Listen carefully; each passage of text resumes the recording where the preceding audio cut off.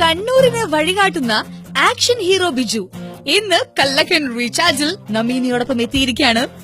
Chakkarakkal SI mister Biju അഥവാ action hero Biju. പറയൂ sir. അത് ഇവിടെയുള്ള കൊട്ടാൻശ്ശേരി എന്ന് പറഞ്ഞ ഒരു സ്ഥലത്ത് നൈറ്റ് പെട്രോളിങ്ങിനിടയിൽ ഒരു ഷോപ്പിന്റെ പരിസരത്ത് ക്ലബ്ബ് വേണമെങ്കിൽ ക്ലബ്ബ് എന്ന് പറയാം, കുറച്ച് യുവാക്കൾ കൂടി നിൽക്കുന്നത് കണ്ടിട്ടുണ്ടായിരുന്നു. അവര് പ്രത്യേകിച്ച് ഒന്നുമില്ല, തലകുനിച്ചിരിക്കുന്ന ഒരു സംസ്കാരമാണല്ലോ മൊബൈലിൽ നോക്കിയിട്ട്.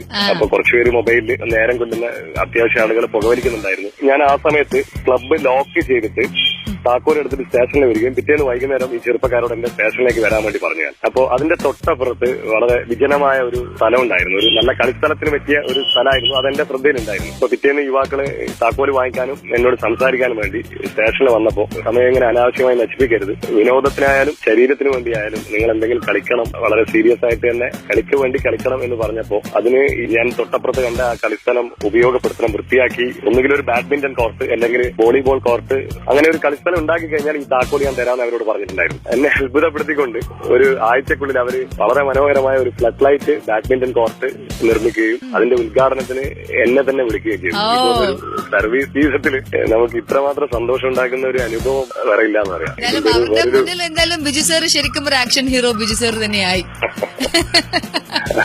അന്ന് നമ്മളെല്ലാവരും ആചാരരാകുന്നത് നമ്മളെ യുവാക്കള് വഴിതെറ്റി പോകുന്നതിനെ പറ്റിയാണ്. അപ്പോ വഴി തെറ്റുമ്പോൾ ഇവരുടെ ശരിയായ വഴി കാണിച്ചു കൊടുക്കുന്ന നമ്മുടെ ഒരു ആവശ്യമാണല്ലോ. ഞാൻ ഉൾപ്പെടുന്ന സമൂഹത്തിന്, ഈ തലമുറ നശിച്ചു പോകുന്നതിന് ഞാൻ ഉൾപ്പെടുന്ന സമൂഹം സമാധാനം പറയേണ്ടി വരും എന്ന് വിശ്വസിക്കുന്ന ഒരാളാണ് ഞാൻ. ഒന്ന് നമ്മളെ ഈ കാലഘട്ടത്തിൽ നമ്മളെല്ലാവരെയും എല്ലാം കീഴടക്കാനും ജയിക്കാനും മാത്രം പഠിപ്പിക്കുന്നതാണ്. എന്റെ ഒരു പോളിസി തോൽക്കാനും കരയാനും പുതിയ തലമുറയെ പഠിപ്പിച്ചു കഴിഞ്ഞാൽ തന്നെ ഒരു പരിധിവരെ നമ്മുടെ സാമൂഹിക പ്രശ്നങ്ങൾ ഇല്ലാതാവുമെന്ന് വിശ്വസിക്കുന്ന ഒരാളാണ്. പഴയ നഷ്ടപ്പെട്ടുപോയ എന്തൊക്കെയോ നന്മകൾ തിരിച്ചുപിടിക്കാൻ നമ്മുടെ ഈ മണ്ണിലേക്ക് ഇറങ്ങി കളിക്കുന്നതിലൂടെ പറ്റുമെന്ന് വിശ്വസിക്കുന്ന എനിക്ക് അങ്ങനെ ഒരു വിശ്വാസമുണ്ട്. ഓഹോ, രാവിലെ തന്നെ ഇതൊക്കെ കേൾക്കുമ്പോ എന്ത് സുഖമാണ് sir. Thank you so much sir. ഇനിയിപ്പം കണ്ണൂരിന്റെ കാര്യം പറയുവാണെങ്കിൽ കണ്ണൂരിന് ഇപ്പം വീണ്ടും ആവശ്യത്തിലേറെ ചീത്തപ്പേര് കിട്ടിയിരിക്കുകയാണ്.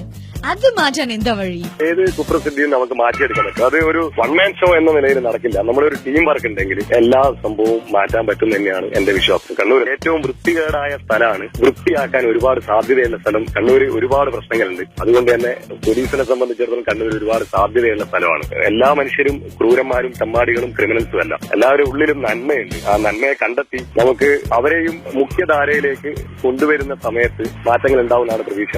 ഞാൻ കഴിഞ്ഞ ദിവസം ഒരു രാഷ്ട്രീയ പാർട്ടിയിൽ ഒരു പ്രമുഖനായ ഒരു രാഷ്ട്രീയ നേതാവോട് സംസാരിച്ചപ്പോൾ പുള്ളി എന്നോട് പറഞ്ഞ കാര്യം, ഏതെങ്കിലും വീട്ടിൽ എന്തെങ്കിലും രാഷ്ട്രീയ പ്രവർത്തനമായിട്ട് ബന്ധപ്പെട്ട് ഏതെങ്കിലും വീട് കയറി പ്രചരണം നടത്താനോ പോസ്റ്റർ ഒട്ടിക്കാനോ പോകുന്നതിന് പകരം ആരെങ്കിലും അടിക്കാനുണ്ട് ചവിട്ടാനുണ്ടെന്ന് പറയുമ്പോഴേക്ക് കൂടി വരുന്ന ഒരു ടെൻഡൻസിയാണ് പുതിയ യുവാക്കളിൽ കണ്ടുവരുന്നത്. തെറ്റായ ഒരു ഹീറോയിസത്തിന്റെ ഭാഗമായിട്ട് വരുന്നതാണ്. അത് ഒരു ശരിയായ പാതയിലേക്ക് നയിക്കേണ്ടതും ആവശ്യമാണ്. പറയാൻ എളുപ്പമായിരിക്കും, പക്ഷെ നന്നായി ശ്രമിച്ചാൽ ചെറിയ മാറ്റമെങ്കിലും വരുത്താൻ സാധിക്കുന്നതാണ് വിശ്വസിക്കുന്നത്. ഓക്കെ സർ, എന്തായാലും വളരെ പോസിറ്റീവായി തോന്നി സാറിനോട് സംസാരിച്ചപ്പം. ഈ നന്മ എന്നും മനസ്സിലുണ്ടാവട്ടെ sir. Thank you so much.